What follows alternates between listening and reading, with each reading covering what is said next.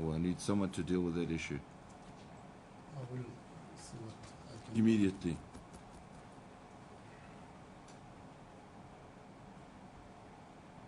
Immediately, my lord, I do understand, but I can only deal with that issue as soon as I'm out of court.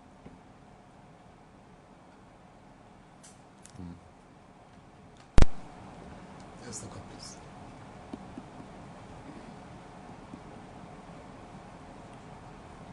Right.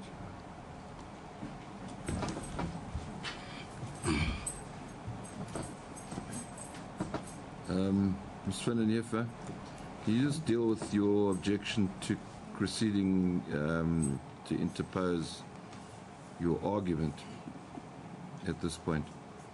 My Lord, Assuming that I give you time to deal with whatever additional arguments you may wish to adduce subsequent to the argument of accused number one and his evidence being made public to this court. My Lord, I've addressed your Lordship to the extent I can. I believe it's undesirable, my Lord, to address your Lordship not having heard all evidence that's presented.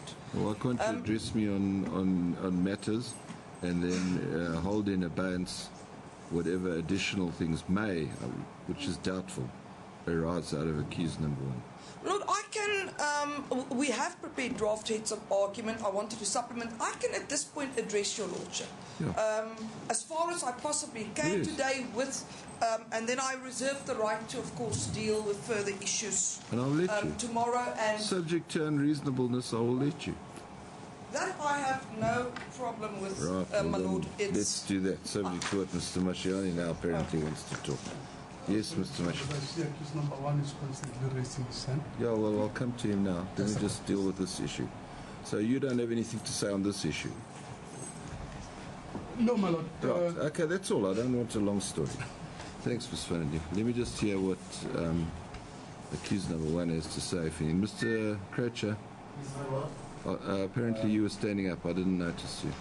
I beg your pardon?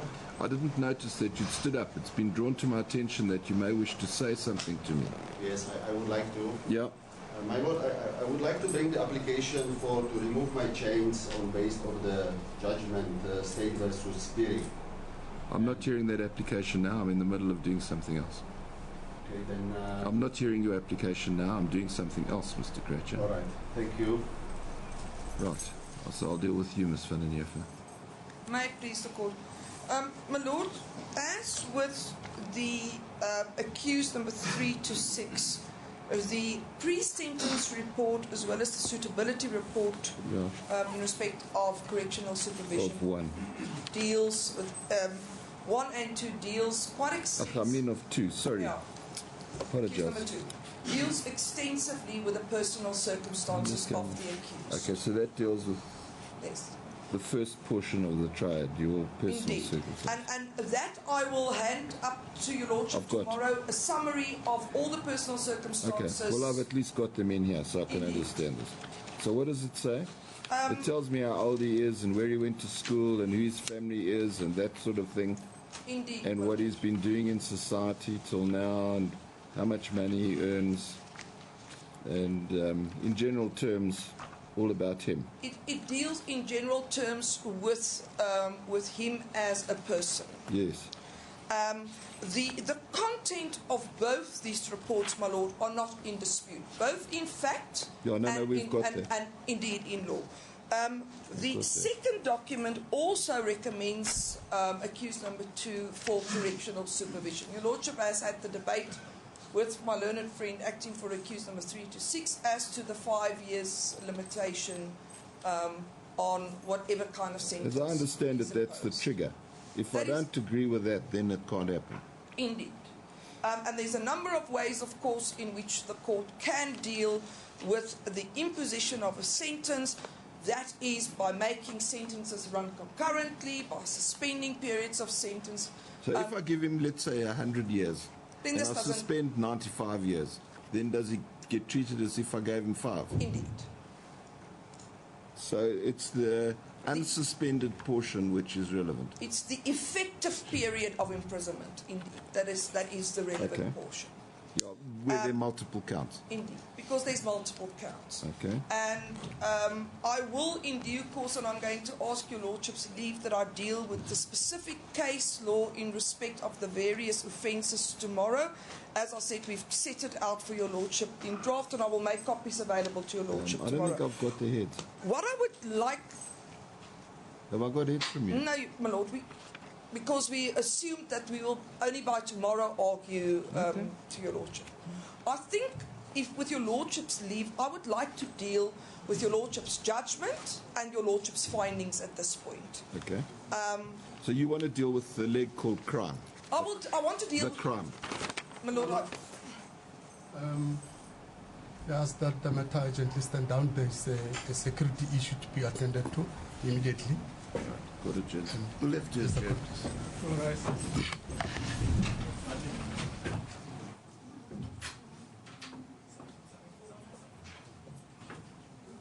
There's a bomb threat in this building. There's a bomb threat. This spot. See another. So you bring them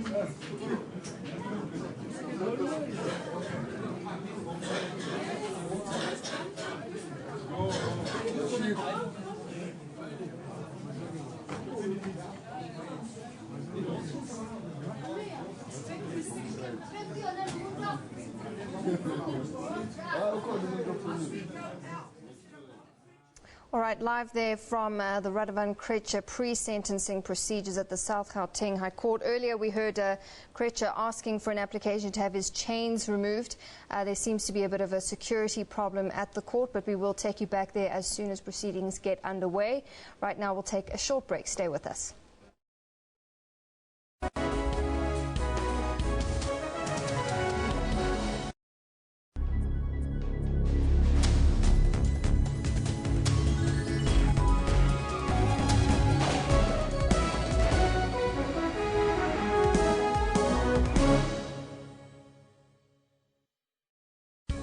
As stories are broken around the world, SABC makes sure you do not miss out.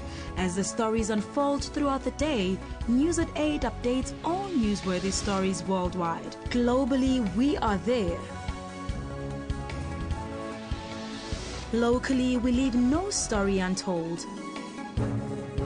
Make a date with News at 8 every Saturday and Sunday on SABC News, Africa's news leader.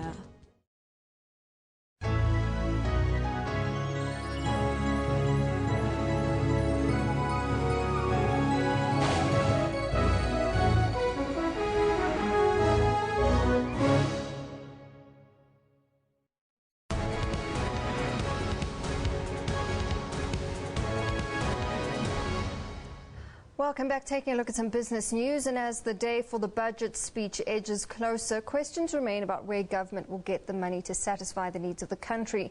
Many agree that this is possibly the most difficult budget yet for government. There is pressure on government coffers and equal pressure on the revenue. Government needs money. A tougher question facing the minister, though, is where this money will come from. Tax analyst at EY, Charles Makula, says there are 4 options. Firstly, the minister can get revenue, which is the primary source, is the increasing the taxes. And secondly, he can get the revenue by cutting on some of the expenditure that we currently have, although that is really not raising revenue, simply moving revenue from one pot into the other. Thirdly, he can get revenue out of borrowing and into the capital markets, going out and getting the loans, etc.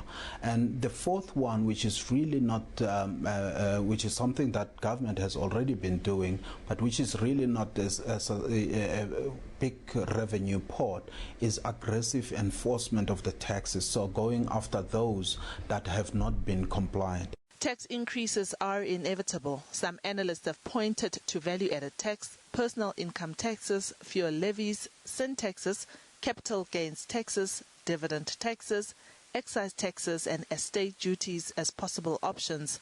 But closer to consumers' interest is VAT.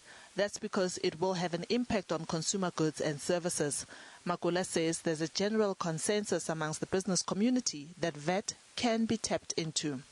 value-added tax, it is probably the most appropriate for the minister to increase. Adding a 1% and increasing it into 14%, for example, there is a forecast that you will be able to generate probably anything between 20 and 40 billion rand. So. All right, well, we are taking you back now to the South Gauteng High Court, or rather crossing to our reporter who's been covering the story for us. We've been on these pre-sentencing procedures from the South Gauteng High Court throughout the day. So we cross now to Gillian Pillay, who's been covering this for us. Gillian, good afternoon to you. This has been anything far from dull. We've had Krejcir representing himself. We've had Krejcir accusing the judge of being biased. We've had him just now asking for his chains to be removed, and the judge seeming to get visibly agitated throughout the day with what's happening in court. And now this latest thing of people walking out. What can you tell us?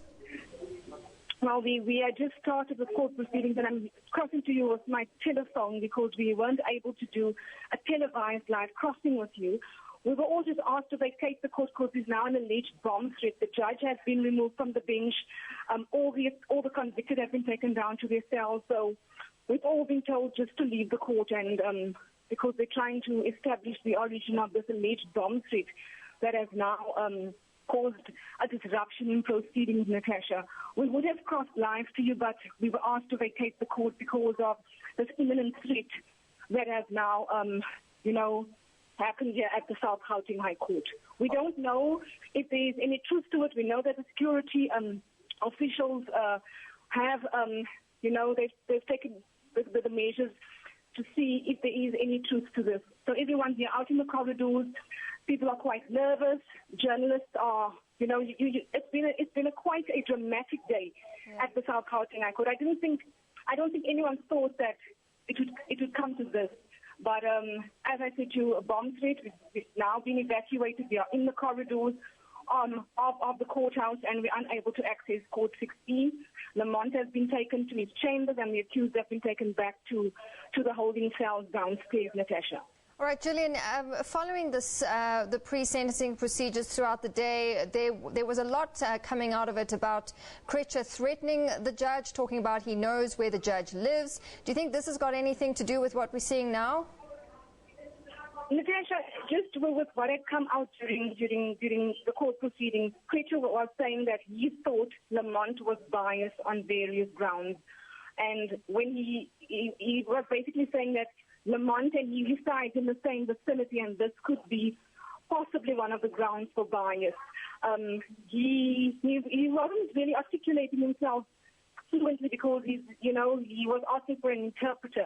But just with some of the grounds that he had presented was that he knows that Lamont and he have they have the same medical doctor. They reside in the same area.